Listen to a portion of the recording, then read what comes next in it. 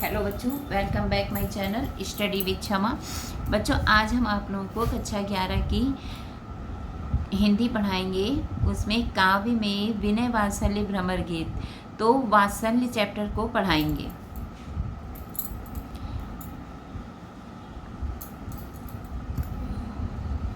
हरिजू की बाल छवि कहो बरनी, सकल सुख की सेव कोटि मनोज शोभा हरनी। भुज भुजंग सरोज नयननी, बदन बिदु जित लरनी। रहे रहे बेवरनी सलिल नभ, उपमा अपर दुरी डरनी। मंजू में चक मृदुल तनु, अनुहरत भूषण भरनी। मनोज सुभग सिंगार शिशु, तरु फरियो अद्भुत फरनी।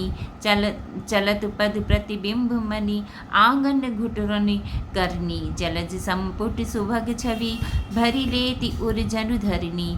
अब जो है इसमें सूरदास जी क्या कह रहे हैं उसको देखिए। सूरदास यहाँ पर बाल रूप का वर्णन करते हैं श्री कृष्ण का, तो कह रहे हैं कि उनकी शोभा समस्त सुखों की सीमा है और करोड़ों कामदेव के सौंदर्य को हरने वाली है, अर्थात उससे भी बढ़कर है। हरिजू की बाल छवि कहो भरनी, हम श्री कृष्ण की बाल छवि का वर्णन कहाँ तक करें। सकल सुख की सेव कोटि मनोज शोभा हरनी, उनकी जो शोभा है, उनकी जो सुंदरता है, वो करोड़ों यानी कोटि कामदेव के सौंदर्य की शोभा जो है हर सकता है। भुज भुजंग सरोज नयननी, बदन विधुजित लरनी। और जो है भुजाएं सर्प से, नेत्र कमल से तथा मुख चंद्रमा से भी अधिक सुंदर है। भुज भुजंग, उनकी भुजाएं सांप से, सरोज नयननी, और जो है नेत्र कमल से, उपमा अपर दुर्धरिणी, कमलों से मुख के चंद्रमा को और सौंदर्य की लड़ाई में उन्होंने जीत लिया है। हरे विपरण सलील नभ, उपमा अपर दुर्धरिणी। और उन्होंने इसी कारण सर्प बिलों में, कमल जल में और चंद्रमा आकाश में जा छिपे हैं। इसी कारण जो है उनकी सुंदरता को से सब हार गए हैं। इसीलिए रहे विवरणी सलीन नभ, उपमा ऊपर दुर्धरिणी, सब लोग डर के कहाँ सांप बिल में, नभ आकाश में जो है जाकर छिप गए हैं। मंजू में चक मृदुल तनु, अनुहरत भूषण भरनी। और आगे कवि कह रहे हैं, अन्य जो श्री कृष्ण के शरीर भी सुंदर कोमल श्याम वर्ण वाले हैं। मंजू में चक मृदुल तन, अनुहरत भूषत भरनी, और अपने अनुरूप सुंदर आभूषणों से सुशोभित है। मनहु सुभग सिंगार शिशु, तरु फरियो अद्भुत फरनी। और उनके शरीर की तुलना श्रृंगार नामक वृक्ष से की गई है, और मानो वह कोई श्रृंगार रूपी वृक्ष हो और वृक्ष ही हो। वह सुंदर शरीर पर आभूषण ऐसे सुशोभित हो रहे हैं कि उस वृक्ष पर अद्भुत फल लगे हों। ठीक है, तो उनका शरीर इतना सुंदर था तो कवि ने कैसे उपमा दी है, उनके शरीर को वृक्ष की उपमा दिया है। और वो सुंदरता ऐसे लग रही है, आभूषण ऐसे लग रहे हैं जैसे किसी वृक्ष पर फल लदे हों। चलत पथ प्रतिबिंब मणि, आंगन घुटवन करनी। और आगे कह रहे हैं कि बाल कृष्ण जब अपने मणिमय आंगन में, बाल कृष्ण अपने आंगन में घुटनों के बल चलते हैं तो ऐसा लगता है। जलज संपुट सुभग छवि, भरी लेति उर्जन धरिणी, कि मानो पृथ्वी ने कमल के दोने में उनकी सुंदर छवि को भरकर अपने हृदय में धारण कर लिया है। पुण्य फल अनुभवती सुतई विलोकिके, नंद घरनी, सुर प्रभु की उर्वशी किलकानी, ललित लर खरनी। अब आगे कह रहे हैं, नंद की पत्नी यशोदा, ठीक है, नंद की पत्नी यशोदा अपने पुत्र की श्री कृष्ण की सुंदरता को देखकर यह अनुभव करती है कि उनके पुण्य के फलस्वरूप ही उन्हें ऐसा बालक मिला है। सूरदास कहते हैं कि हृदय में श्री कृष्ण की मोहक किलकारियाँ और उनका लड़खड़ा कर चलना बस गया है।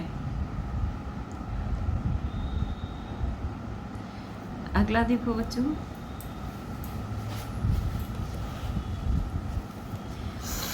अब ये भ्रमर गीत में है। उधो मोहि ब्रज बिसरत नाही, हंस सुधा सुंदर कगरी अरु कंचन की छाए। और अब उधो मोहि ब्रज बिसरत नाही, हंस सुता की सुंदर कगरी और कंजन की छाए। वै सुरभि वै बच्छ दोहिनी, खारिक दुहावन जाही। ग्वाल बाल मिल करत कुलाहल, नाचत गहि गहि बाही। वह यह मथुरा कंचन की नगरी, मन मुक्ता हल जाही। जब ही सूरत आवत वासुकी, जी उमंगत तन नाही। अनगन भांति करी बहुलीला, जशोदानंद निबाही। सूरदास प्रभु रहे मौन है, या कही कही पछताए। अब यहाँ पे श्री कृष्ण क्या कह रहे हैं कि हे उद्धव, मोहे जो है मुझे ब्रज नहीं भूलता है। जब मथुरा चले गए कृष्ण हैं तो वहाँ का वर्णन किया है। कृष्ण उद्धव से कह रहे हैं कि हे उद्धव, मोहे ब्रज नहीं भूलता है। मैं बहुत कोशिश कर लूँ तब भी मुझे ब्रज नहीं भूल रहा है। हंस सुता की सुंदर कगरी और कुंजन की छाए। वो यमुना किनारे की सुंदर छा, यमुना नदी के किनारे, यमुना नदी के किनारा और कुंजों की छाए। वे सुरभि बच्छ दोहनी, खरिक दुहावन जाए। और वे सुरभि बच्छ दोहनी, जिस और सुरभि उसे कहा गया है बच्चों को, उनके वे बच्चे, और दूहने वाला मटका जिसमें दूध दुहा जाता है, खारिक दुहावन जाए और दूध दूने जाना। ग्वालिन बाल मिल करत कुलाहल, नाचत गही गई बाहे। और ग्वाल वालों के संग में जो है बाहें दे दे के, बाहें डाल डाल के हंसना, नाचना, गाना, ये सब मुझे नहीं भूलता है। या मथुरा कंचन की नगरी, मुनि मुक्ताहल जाही। जब ही सूरत आवत वासु से, जी उमंगत तनमाही। या मथुरा जो है वो सोने की नगरी जरूर है, लेकिन मुनि, यह मथुरा जो है सोने की नगरी है। यहाँ मणियों की कोई कमी नहीं है।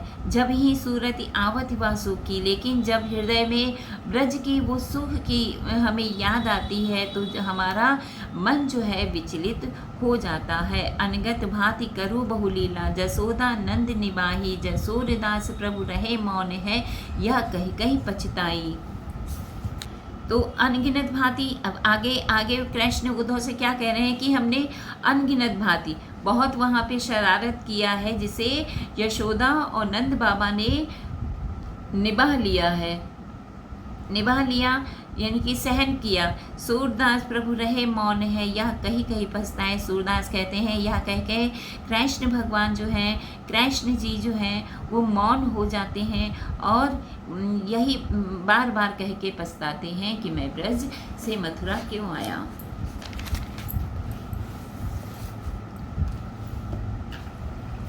अगला देखो, बिनु गोपाल बैरन भई कुंजे, तब वै लता लगति तन शीतल, अब भय विषम ज्वाल की पुंजे।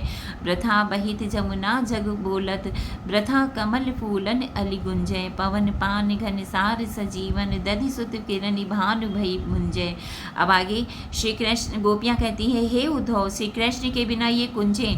अब यहाँ पे गोपियाँ जो हैं कह रही हैं कि श्री कृष्ण के बिना ये जो लताएं हैं ये सब हमारी जो है दुश्मन बन गई हैं। पहले ये लताएं लगती थी शीतल, पहले ये लताएं जो है इनके नीचे बैठना बहुत अच्छा लगता था, शीतल लगती थी।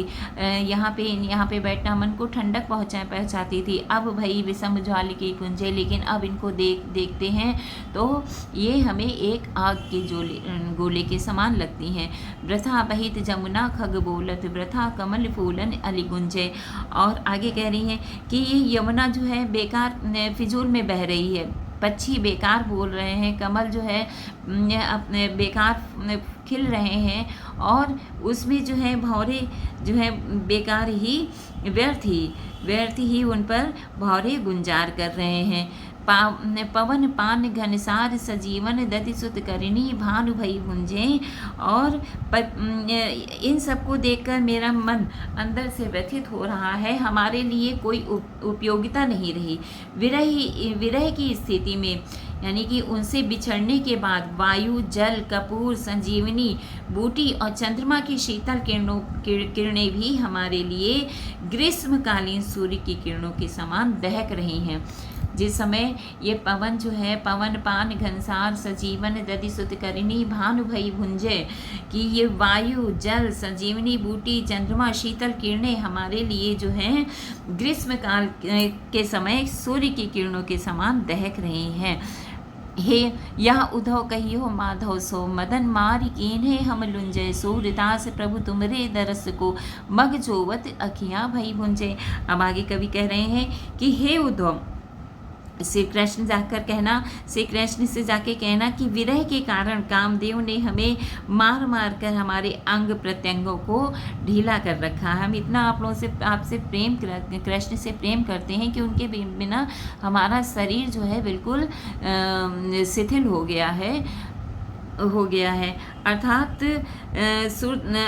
सारे अंग हमारे बेकार गए हैं। सूरदास कहते हैं, गोपियाँ उद्धव से कहती हैं, हे उद्धव, श्री कृष्ण का मार्ग देखते देखते, उनकी प्रतीक्षा करते करते हमारी आंखें गुंजा के समान लाल हो गई। गुंजा का फूल जैसे लाल होता है तो वैसे ही हमारी आंखें जो हैं लाल हो गई हैं तथा हमारी आंखों की दृष्टि भी कमज़ोर पड़ गई है।